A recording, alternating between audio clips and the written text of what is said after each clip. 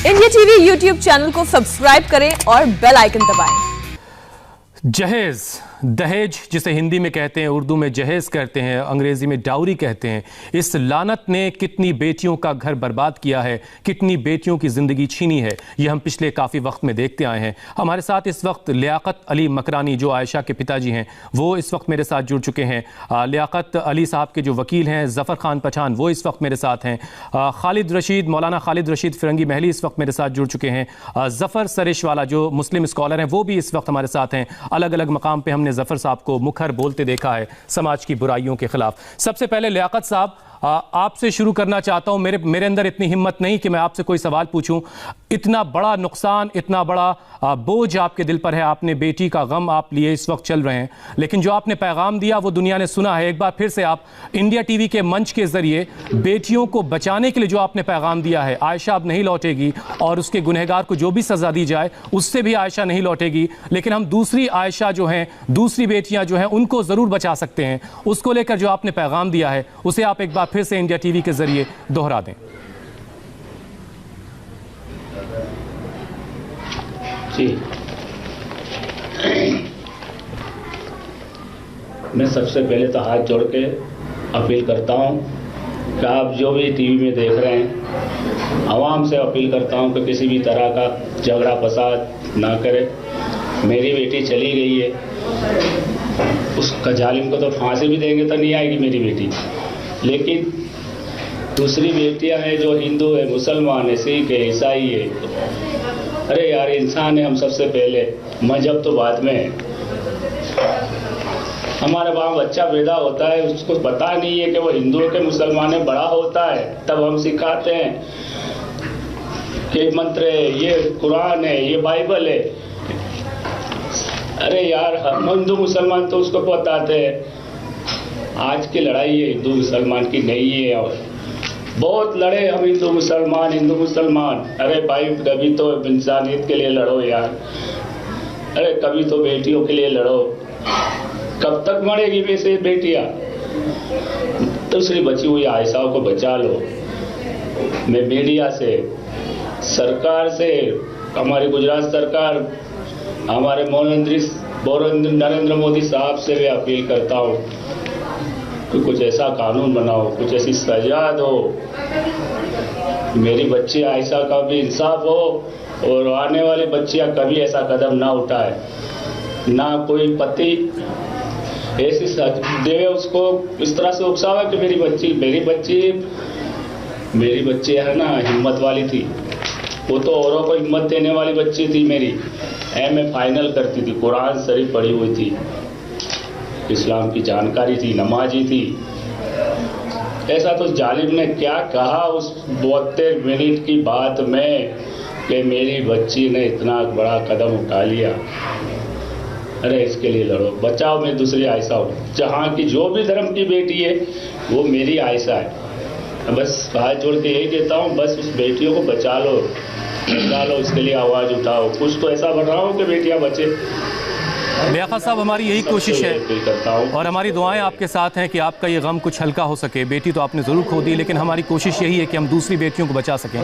ज़फ़र साहब, आप अलग अलग मुद्दों पर लगातार बोलते आए हैं, आप एजुकेशन पर बहुत आपने काम किया है। ये जो एक मामला है दहेज की लानत का समाज में, इसके खिलाफ क्या कर रहे हैं और क्या क्या किया जा सकता है?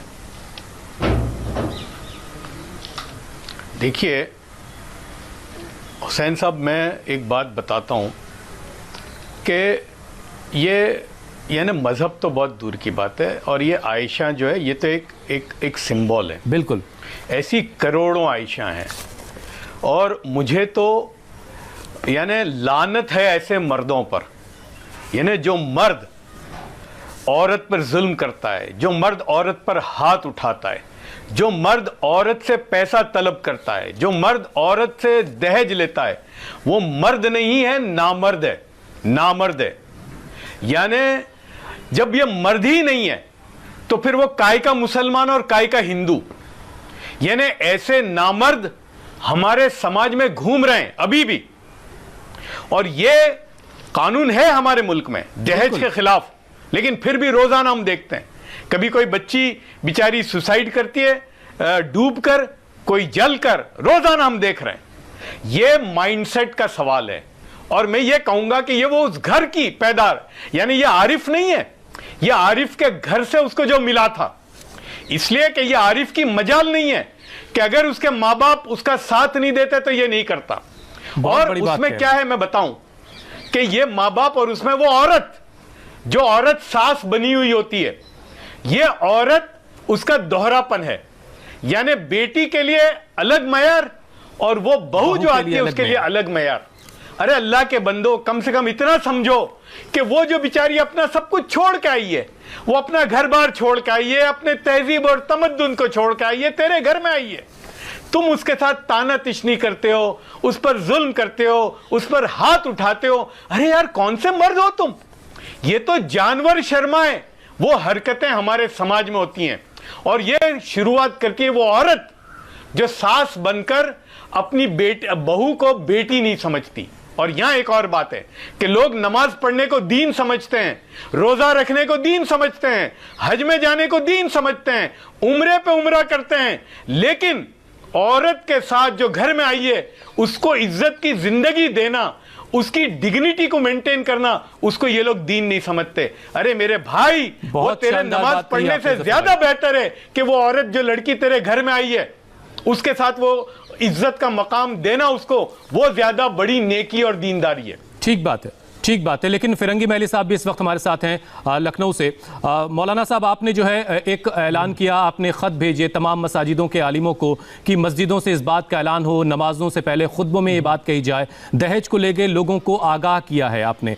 लेकिन आप सबसे पहले ज़रा ये समझाइए खालिद रशीद फिरंगी महली साहब कि इस्लाम के नज़दीक, दीन के नज़दीक दहेज की क्या हैसियत है, दहेज को लेकर के क्या कहता है इस्लाम?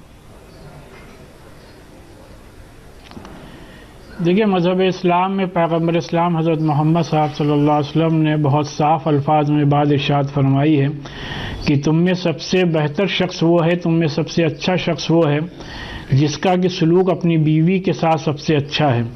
यानी पैगम्बर इस्लाम ने उस शख्स को सबसे अच्छा इंसान करार दिया जिसका कि व्यवहार, जिसके के मामलात अपनी बीवी के साथ सबसे अच्छे हैं।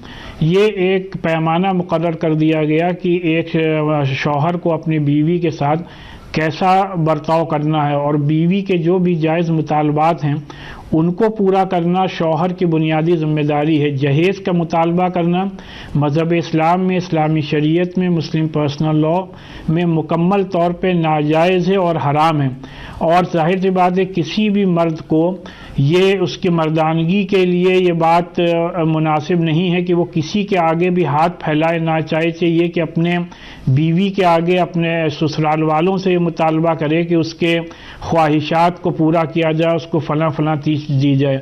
तो इसीलिए हम लोगों ने तमाम मसाजिद के इमामों से अपील की है कि अब की जुमे से हर जुमे के खुतबे में जो मज़हब इस्लाम में इस सिलसिले में अहकामात जारी किए हैं, जो मियाँ बीवी के हुकूक़ हैं, जो मियाँ बीवी के एक दूसरे के लिए ज़िम्मेदारी हैं, उनको वाज़े करें। क्योंकि जुमे का खुतबा एक ऐसा ज़रिया होता है जिसमें ज़्यादातर मुसलमान मस्जिद में जमा होते हैं और बहुत ही रिलीजियसली जो बात कही जाती है उसको सुनते हैं और फॉलो करने की कोशिश करते हैं। और हम सब की ये कोशिश होनी चाहिए कि इस तरीक़े का अफसोसनाक वाक़या दोबारा न दोहराया जा सके, कोई भी दूसरी आयशा जैसा वाक़या ना हो।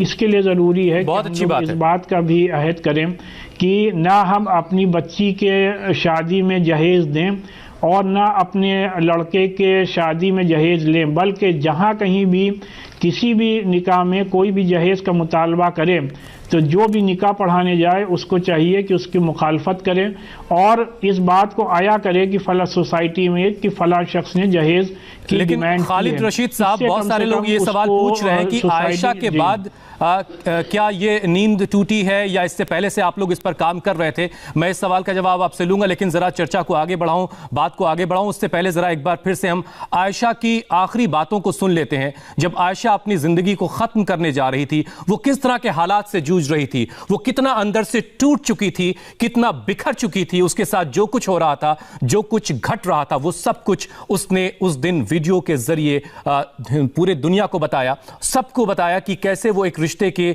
जाल में उलझ चुकी है और आखिरकार उसने खुदकुशी का फैसला किया। वो वीडियो देखिए पहले आप। हेलो, अस्सलाम वालेकुम। मेरा नाम है आयशा आरिफ खान और मैं जो भी कुछ करने जा रही हूँ अपनी मर्ज़ी से करना चाहती हूँ। इस पर किसी का दौर या दबाव नहीं है। अब बस क्या कहें, ये समझ लीजिए खुदा की ज़िंदगी इतनी ही होती है और मुझे इतनी ही ज़िंदगी बहुत सुकून वाली मिली। और डियर डैड, कब तक लड़ेंगे अपनों से? गैस विड्रॉल कर दो। नहीं करना। ये आयशा लड़ाई के लिए नहीं बनी। प्यार करते हैं आरिफ से, उसे परेशान थोड़ी ना करेंगे। अगर उसे आज़ादी चाहिए ठीक है, वो आज़ाद रहे। चलो, अपनी ज़िंदगी तो यहीं तक है। मैं खुश हूँ कि मैं अल्लाह से मिलूँगी, उन्हें कहूँगी कि मेरे से गलती कहाँ रह गई। माँ बाप बहुत अच्छे मिले, दोस्त भी बहुत अच्छे मिले, बस शायद कहीं कमी रहेगी मुझ में या शायद तकदीर में। मैं खुश हूँ, सुकून से जाना चाहती हूँ। अल्लाह से दुआ करती हूँ कि अब दोबारा इंसानों की शक्ल ना दिखाए। एक चीज़ ज़रूर सीख रही हूँ, मोहब्बत करनी है तो दो तरफ़ा करो, एक तरफ़ा में कुछ हासिल नहीं। चलो, कुछ मोहब्बत तो निकाह के बाद भी अधूरी रहती है।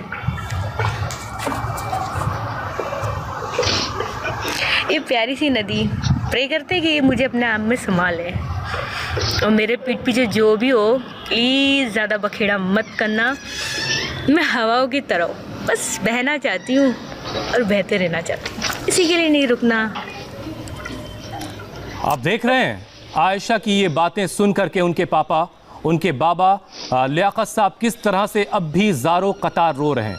हमारा मकसद कतई लियाकत साहब को परेशान करना नहीं है, लेकिन हम उस मक्कार और फरेबी समाज को आईना दिखाना चाहते हैं। आयशा की ये आवाज़ उन तमाम हैवानों के लिए एक आईने की तरह से है। वो समझें कि बेटियां हमारे समाज में जब तक बेटी होती है तो उसकी क्या हैसियत है, और जब वो बहू बनती है तो हम उसके साथ कैसा रवैया और कैसा सलूक अपनाते हैं।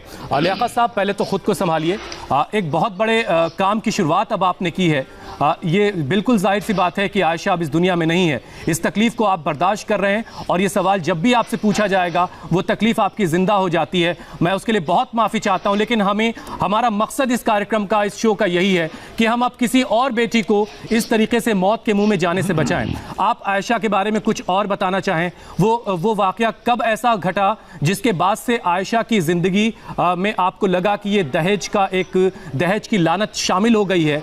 आरिफ जो उसका शौहर रहा, उसने कब इसकी शुरुआत की? शादी के कितने दिन बाद इस तरह के हालात बनने लगे?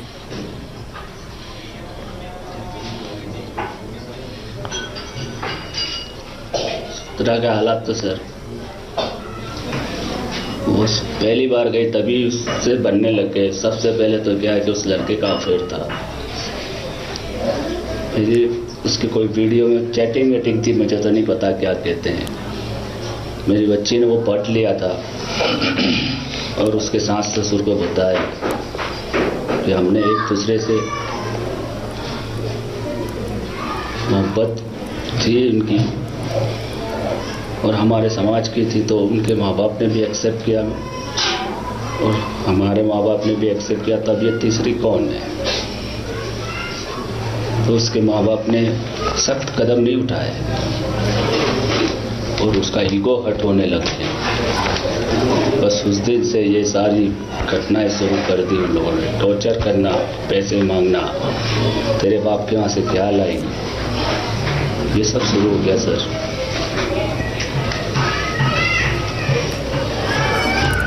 ज़फ़र खान पठान साहब, आयशा के इंसाफ की जो मांग है वो अभी कहाँ तक पहुँची है? केस कहाँ तक पहुँचा?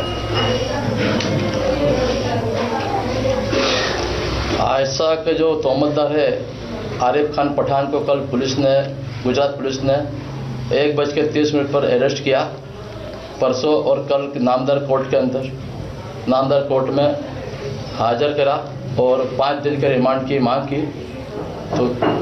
तो उसमें जो आईओ है देसाई साहब, उन्होंने रिमांड के अंदर मांगा कि आयशा का जो वीडियो वायरल हुआ है वो वीडियो आयशा ने आरिफ को भेजा था, आरिफ ने वो वीडियो किस चीज़ को वायरल किया है, वो वीडियो के अंदर कोई छेड़छाड़ की है कि नहीं की है, वो वीडियो के अंदर उसने किसी को और भेजा है, वो तपास वो मांगा। और आरिफ रिमांड के अंदर पुलिस को साथ सहकार देता नहीं है और आरिफ ने जो मोबाइल था उसको डिस्ट्रॉय कर दिया है, उसने पुरावे का नाश करा है। उसके मुताबिक रिमांड मांगा था 5 दिन का, तो नामदार कोर्ट ने 3 दिन का रिमांड दिया है। अभी आरिफ जुडिशल पुलिस कस्टडी के अंदर रिमांड पर है।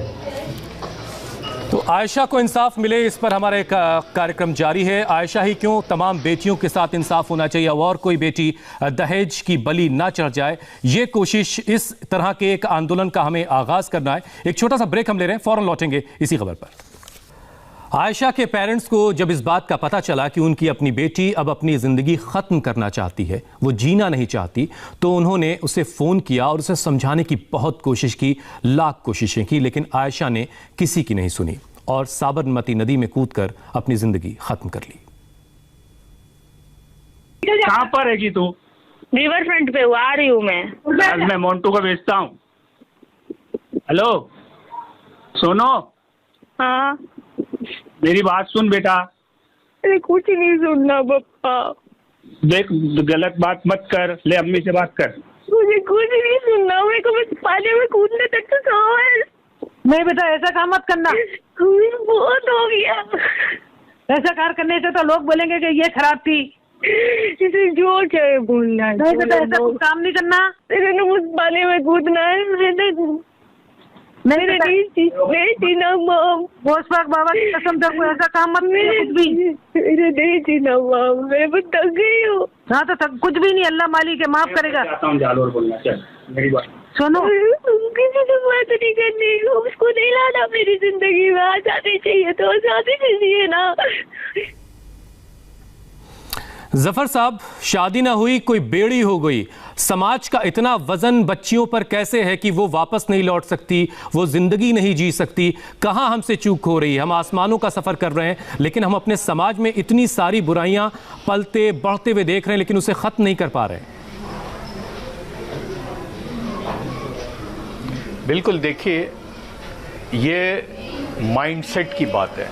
यानी वो आयशा की, अगर आपने जो कॉन्वर्सेशन सुना उसका, यानी उस पर क्या बीती होगी। वो उसने कोई यानी जज्बात, स्पर ऑफ द मोमेंट में डिसीजन नहीं लिया है। उस पर जो बीत रही है वो उसकी आवाज़, एक एक उसके लफ्ज़ रिजवी साहब रोंगटे खड़े करते हैं। अगर ये आयशा के लफ्ज़ हमारे जज्बात को झंझोड़ते नहीं हैं, तो मैं समझता हूं कि हमें भी अपने आप को इंसान कहलाने का हक नहीं है। ये ऐसी आयशा पूरे समाज में, वो बेचारी क्या बीत रही होगी उस पर, और इसलिए ये माइंडसेट की ज़रूरत है। ये बचपन से इस माइंडसेट को बनाना है। इसलिए कि जो हदीस की जब बात की, तो प्रॉफिट सल्लल्लाहु अलैहि वसल्लम की हदीस है, आपने यूं फरमाया कि तुम में बेहतरीन वो है जो अपने घर वालों के साथ अच्छा हो। यानी जो अपने सबसे ज्यादा कौन है, उसके करीब, बीवी, बच्चे, माँ बाप। तो जो लोग बाहर तो बहुत अच्छे होते हैं, वो रिफ्लेक्शन नहीं है। आदमी अपनी बीवी के साथ कैसा है, तो वो उसका रिफ्लेक्शन है, वो उसका बैरोमीटर है उसके अच्छे या बुरे होने का। तो ये बात आनी चाहिए। बल्कि मैं एक बात कहा करता हूं कि मर्दानगी वो है कि एक औरत बंद कमरे में किसी मर्द से महफूज हो, ये मर्दानगी है। ये मर्दानगी नहीं है जो आज हमको नजर आ रही है। तो ये माइंडसेट को बदलने की जरूरत है। बिल्कुल, ये एक सामाजिक बुराई है और इसकी शुरुआत हम घरों से कर सकते हैं। और जैसा कि जफर साहब आपने कहा कि घरों में जो औरतें हैं, उन्हें अपने बच्चों को ये सबक देना है कि जब उनकी बहनें किसी और के घर जाती हैं तो उनका नजरिया कुछ और होता है, लेकिन जब किसी और के घर की बेटी उनके घर बहू बनकर आती है तो उसके साथ सलूक कैसे बदल जाता है। फिरंगी महली साहब, जो पैगाम आप लोग देने जा रहे हैं मस्जिदों से, क्या ये पहले भी इस तरह के पैगाम आप देते रहे? कहाँ चूक हो रही है, कहाँ कमियां रह जा रही हैं? तमाम ऐसे मिसालें हैं। मैं पढ़ रहा था कि रसूल खुदा ने जब अपनी बेटी की शादी के वक्त हजरत अली से सवाल किया कि तुम्हारे पास हक़ के मेहर में देने के लिए क्या है, हजरत अली ने अपनी ज़रा बेची और उसकी रकम हक़्क़े मेहर के तौर पर अदा की, तो ये दहेज की लानत कैसे हमारे समाज में शामिल हो गई? नहीं, बिल्कुल आपने बात सही फरमाई कि जो इस बच्ची का आयशा का वीडियो है, इसने पूरे समाज और सोसाइटी को यकीनी तौर पर झंझोड़ा है। लेकिन और इस सिलसिले में all India Muslim personal law board के तफ़हीम शरीयत और इस्लाह माशरे के बैनर के तहत पूरे मुल्क में पहले से ये तहरीक चल रही है कि लोग ना जहेज़ दें और ना जहेज़ लें। और इस सिलसिले में जिस दिन ये अफसोसनाक वाक़या पेश आया है, उसके दूसरे ही दिन पर्सनल लॉ बोर्ड के जनरल सेक्रेटरी साहब ने भी अपना बयान जारी करके इसकी सख्त अल्फाज में मजम्मत की और लोगों से अपील लेकिन की। खालिद साहब, कि जो मैं माफी के साथ कहना चाहता हूं कि ये मुहिम ज्यादा चल रही कि दाढ़ी की लंबाई कितनी होनी चाहिए, पैजामा कितना ऊंचा या नीचा होना चाहिए, बेटियों की हिफाजत, बेटियों को बेहतर जिंदगी कैसे दी जाए, इसकी मुहिम में थोड़ी बहुत कमी तो जरूर है, जिसका नतीजा आयशा जैसे मामलों से सामने दिखता है। नहीं, देखिए, नहीं, इस किस्म की दाढ़ी या टोपी से मुताल्लिक़ कोई तहरीक नहीं चल रही है बोर्ड के तहत। ये तहरीक चल रही है और बोर्ड के अगर आप उसमें देखें जितने भी उसकी प्रोग्राम्स हुए हैं, उसमें वाज़े तौर पर ये लोगों को स्लोगन दिया गया, मुतालबा किया गया है कि ना आप अपनी बेटे के निकाह में जहेज़ लें और ना बेटी के निकाह में जहेज़ दें, बल्कि जो बेटी का प्रॉपर्टी में शरीयत ने, इस्लामी शरीयत ने जायज़ हक़ रखा है, चाहे माँ बाप की प्रॉपर्टी में हो या शौहर की प्रॉपर्टी में हो, वो उसको दें बजाय जहेज़ के देने के। तो इस सिलसिले में ये तहरीक और भी ज़्यादा ज़ोर और शोर से इंशाअल्लाह चलाई जाएगी। और जैसे कि आपने खुद ही फरमाया कि इसी जुमे से, यानी कल जुमा है, कल ही से इंशाअल्लाह तमाम मसाजिद में हमारे आइम्मा हज़रात अपने खुतबे में जब कुरान और हदीस की रोशनी में इस पर तफसील से रोशनी डालेंगे तो लोगों के अंदर वाज़े तौर पर मैं उम्मीद करता हूं नज़र आएगा। फिरंगी महली साहब, और दुआ भी करता हूं कि आप लोगों की तमाम मुहिम जो दूसरे मामलों में होती है वो अगर असर अंदाज होती है तो दहेज को लेकर के, जहेज को लेकर के, बेटियों के हुकूक को लेकर के जो मुहिम आप चलाने की बात कर रहे हैं वो अपना असर रखेगी और समाज में कोई बड़ा बदलाव ज़रूर आएगा। लियाकत साहब, मुझे शो को अपने कार्यक्रम को अब यहाँ पर ख़त्म करना है और मैं चाहता हूँ कि आखिरी आपकी कुछ बातें हों जिसके ज़रिए मैं अपने शो को ख़त्म करूँ। आयशा अब इस दुनिया में नहीं है, लेकिन हमारी कोशिश यही है कि अब और कोई आयशा नहीं होनी चाहिए। आप भी यही चाहते हैं कि हमें अब और बेटियों को बचाना है। कुछ आपकी आखिरी बातें, उसके साथ मैं अपने शो को ख़त्म करूँगा।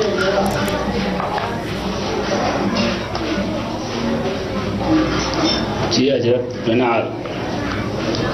बेटियों के बारे में तो बोल दिया है हजरत, लेकिन जब मेरी बच्ची ने जो आप क्लिप जब सुनाई है अभी आपने, इससे पहले भी मेरे बच्ची से मेरी बात हुई थी जी, जिसका मेरे पास ऑडियो भी है। तो मुझे डाउट हो गया था कि आज उसने बोला कि मैंने आरिफ से बात की है, तो मुझे डाउट हो गया कि आज ये कुछ गलत कदम उठाएगी। मैंने मेरे बच्चों को फ़ोन कर उन्हें वहाँ रिवल फंड पे भेज दिया था, ठीक है। और फिर मैंने आरिफ का बाप, मेरी लड़की का ससुर बाबू खां, मैंने ये सोचा, उनको फ़ोन लगाया, मैंने दिमाग में ये चल रहा था, मैंने उनको सोचा कि मैं इनसे अगर बात हो जाती है तो मैं उनसे कहूँगा कि तुम्हारे बेटे ने ऐसा तो क्या कहा कि मेरी बच्ची रिवल फंड गई है और वो आत्महत्या करने का मुझे लग रहा है। मैंने उन्हें 4 मरतबा फ़ोन किया लेकिन फ़ोन नहीं उठाया। एक बार और फ़ोन किया तो उनका फ़ोन बिजी आया, उसके बाद फिर और फ़ोन किया लेकिन उन्होंने फ़ोन नहीं उठाया। इसका मतलब वो वीडियो उनके पास पहुंच चुका था और वो उन्होंने देखा और उन्होंने ये सोचा कि कानून अब कुछ नहीं बिगाड़ सकता, तो इसलिए उसी अहम में उन लोगों ने मेरा फ़ोन एक्सेप्ट नहीं किया। अगर उन्होंने फ़ोन एक्सेप्ट कर लिया होता और मैं उनसे कहता कि आप आरिफ को बोलो मेरी बेटी से मोहब्बत भरी बातें कर ले, उसे रोक ले, और अगर अगर कुछ हो गया तो फिर कानून के तौर पे मैं आपको किसी को नहीं बख्शूंगा। लियाकत साहब, मैं सिर्फ इतना कह सकता हूँ आखिर में, अल्लाह आपको ताकत दे कि आप इस गम को बर्दाश्त कर सकें और जो जिस मुहिम की आपने आपके ज़रिए और आयशा के ज़रिए शुरुआत हो रही है, हम और दूसरी बेटियों की ज़िंदगी बचा सकें। ज़फ़र खान साहब, वक्त इतना ही था, बहुत बहुत शुक्रिया। लियाकत साहब, आपका भी बहुत बहुत शुक्रिया। खालिद रशीद फिरंगी महली साहब, आपका भी बहुत बहुत शुक्रिया। और ज़फ़र साहब, बहुत बहुत शुक्रिया, आपने हमारे लिए वक्त निकाला। आखिर में सिर्फ इतनी सी बात, तो फिर जाकर कहीं माँ बाप को कुछ चैन पड़ता है कि जब ससुराल से घर आके बेटी मुस्कुराती है। तो कोशिश कीजिए, बेटी बचाओ बेटी पढ़ाओ से आगे बात बढ़ाइए और अब दहेज की लानत को हटाओ, इसका नारा हमें लगाना है। यहाँ एक छोटा सा ब्रेक लेंगे। ब्रेक के बाद आपको बताएंगे कि ताजमहल में बम की हड़कंप खबर के बाद कैसे वहां हड़कंप मचा है।